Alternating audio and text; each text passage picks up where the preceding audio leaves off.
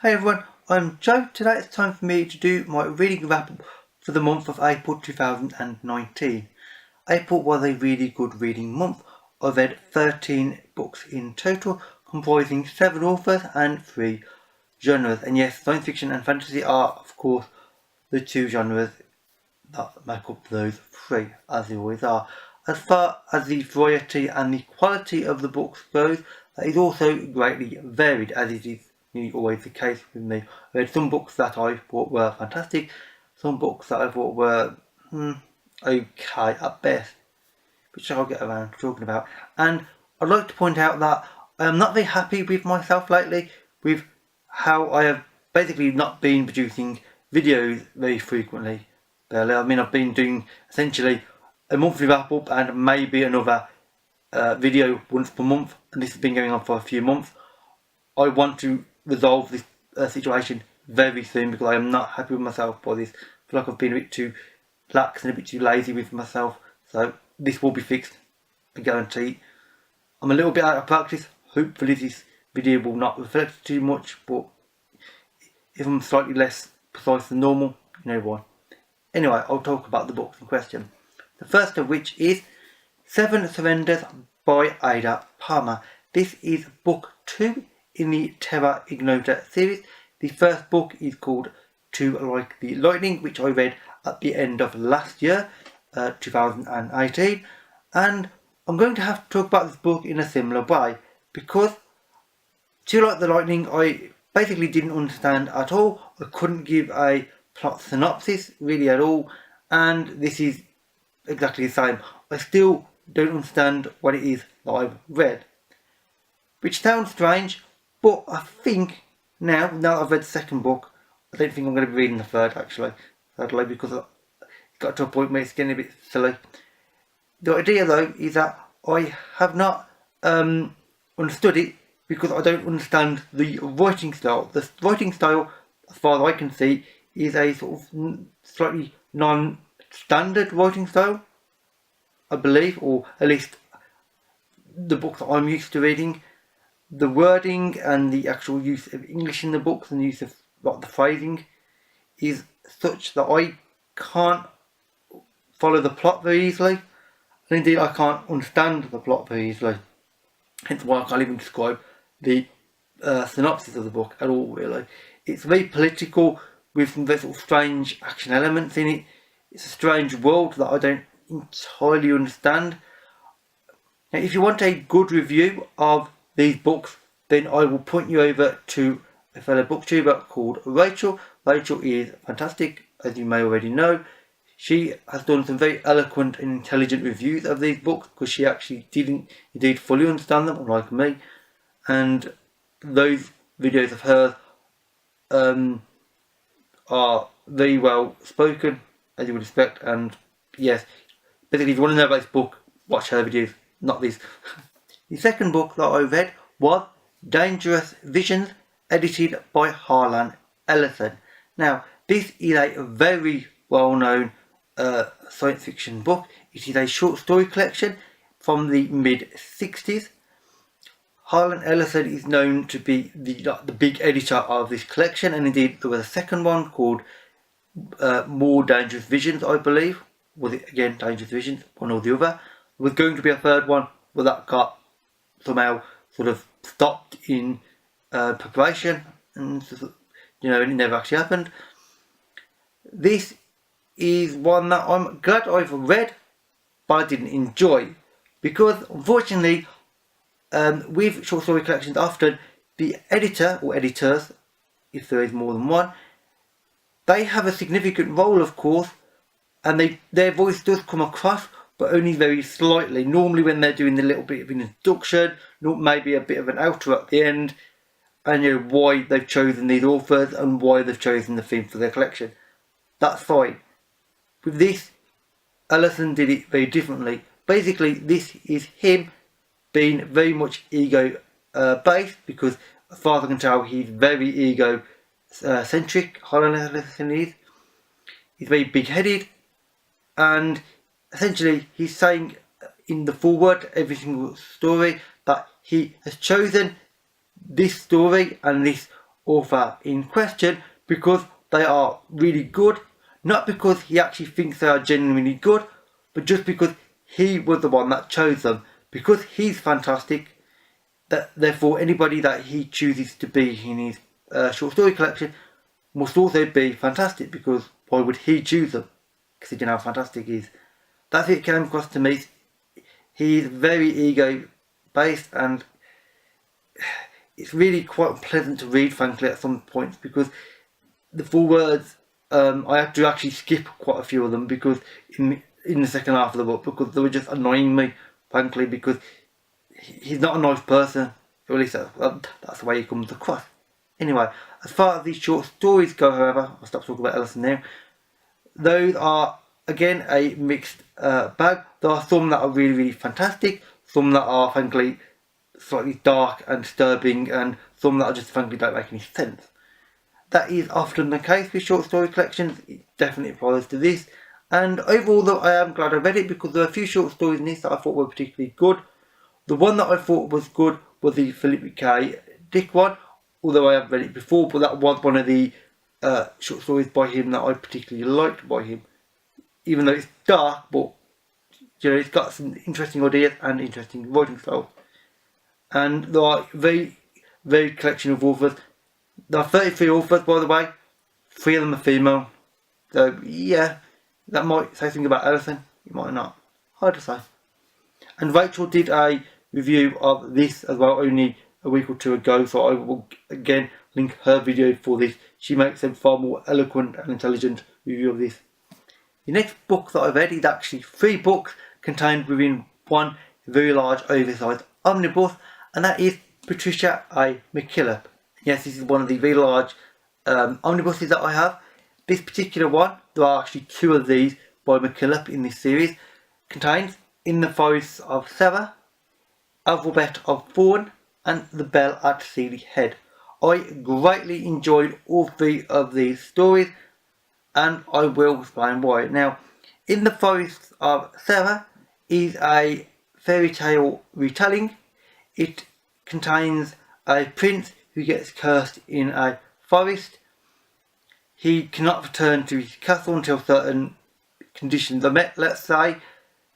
His father is frankly extremely unpleasant. He's near enough psychopathic, to be blunt, and events happen. I don't really want to give too much away because it's better, or at least I think it is, if you go into this story fairly blind and not know what is to come. But the writing is fantastic. It has very dark theme throughout it.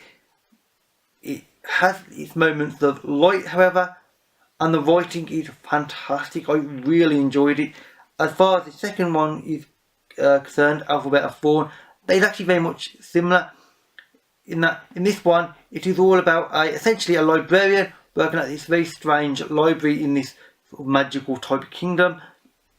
And it's fairy tale retelling again, and this time it's about a book that is made up of Thorn. It's a living book. She's trying to decipher it because there is another kingdom involved that might be interdimensional, but she's not entirely sure, and nobody exactly is. It's strange, dark, and this one differs from the previous one because this one's a bit more surreal, I thought, which I thought was a nice contrast with this. I think the 3 stories in this are working well in that way, because the third story, The Bell at Seeley Head, is also again contrasting with the previous one, and indeed the first as well, because this is one where it is about a Seeley Head is this sort of coastal little village.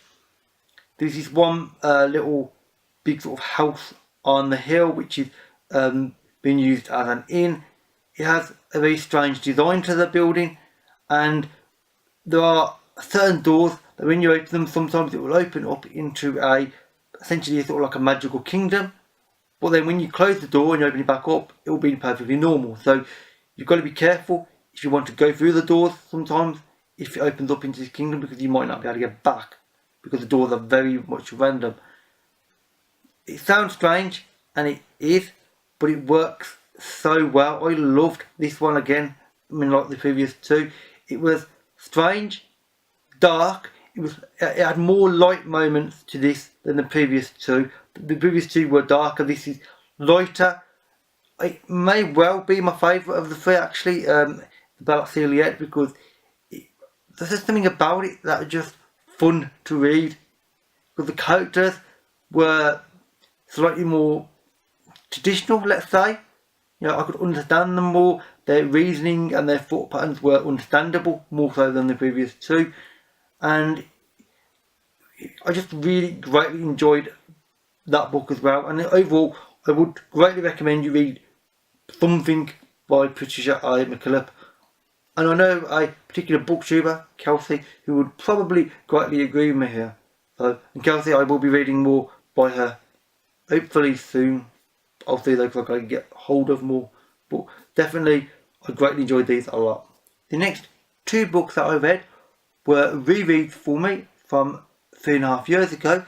And those are Red Mars and Green Mars, both by Kim Stanley Robinson. These are both very large science fiction epics. Blue Mars I am actually currently reading as of the moment of filming this video. I will almost certainly be finished reading it by the time this video actually goes live tomorrow. And yet again, like the first time I read these books 3.5 years ago, I am really enjoying them.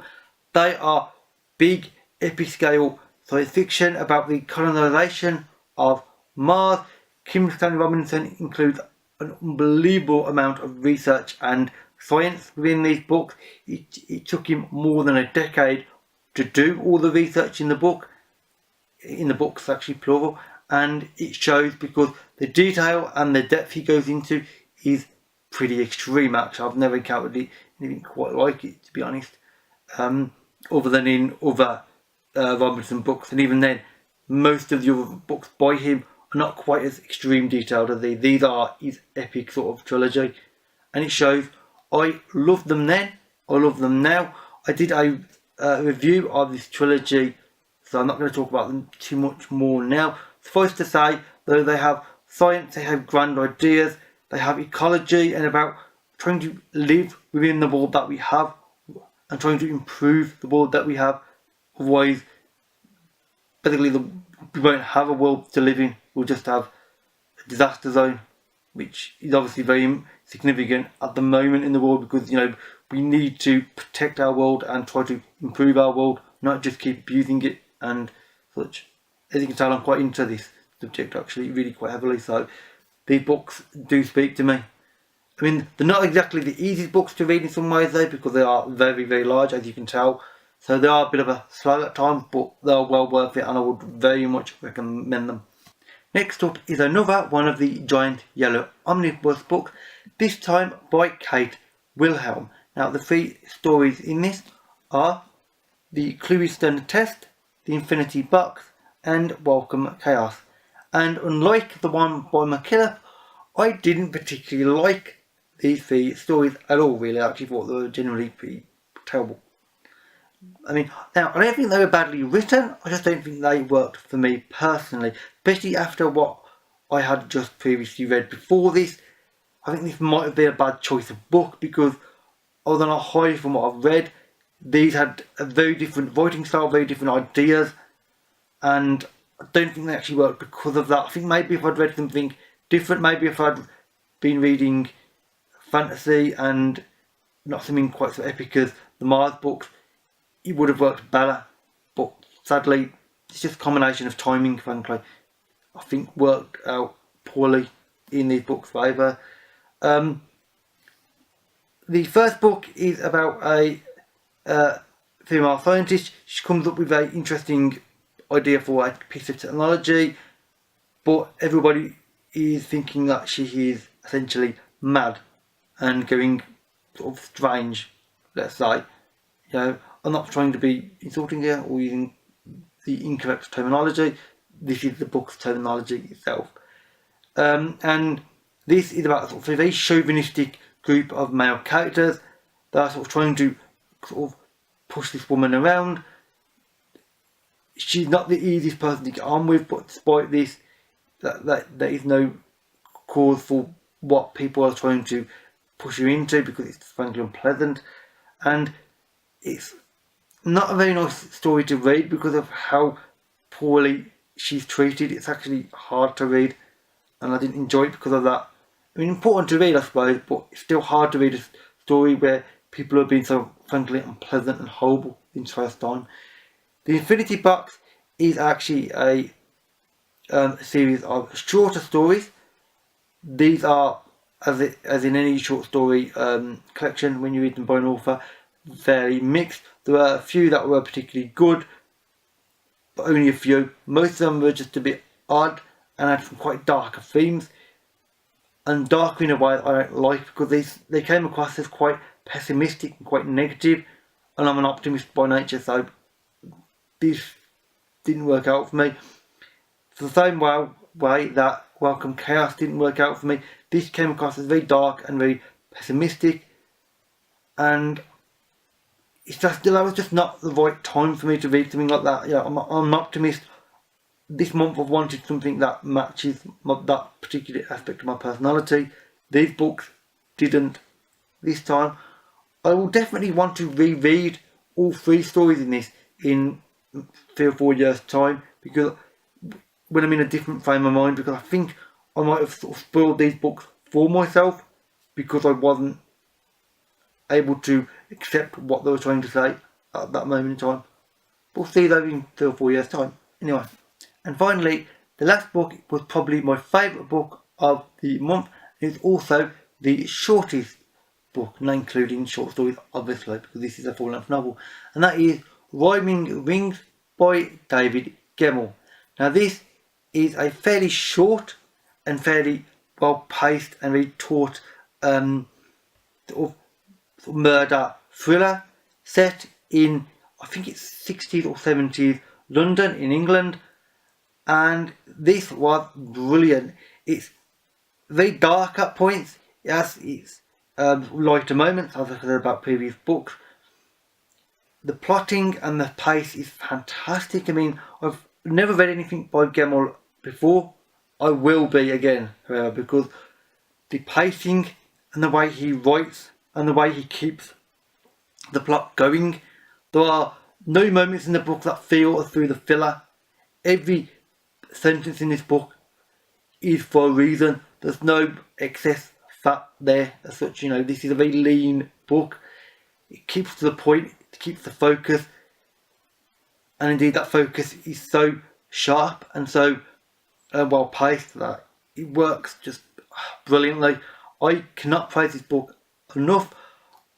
I might do a separate review of it. I don't know, I've said that a few times lately, and I'm failing to do videos, so I'll see if I manage it. But I really enjoyed this book. I would recommend it, and probably recommend him as an author. Obviously, this is the only thing I've read by him though, so I can't really be too much of a good judge of that. But I really enjoyed this because the ideas, that in the atmosphere as well, I'd like to point out, the atmosphere of this book was fantastic. This is 60s, 70s London. It's sort of quite an unusual time because there's a lot of change within society. It deals with racism and it deals with it in a very interesting and fantastical way, and I really enjoyed it, as you can tell, because I've been talking about this for quite a long time now already. But yeah, I very much like this. So, with that said, that's it for all of the books that I've read in April. This was a really good, interesting mix, which I really enjoyed overall. If you've read any of these books or you would like to, then please leave a comment. If you have any suggestions on books you think I might like based on these, then again, please leave a comment, because I'm always interested in books that might be new to me. And with that said, that is it for this video. So thank you for watching, and I'll see you another day. Bye for now.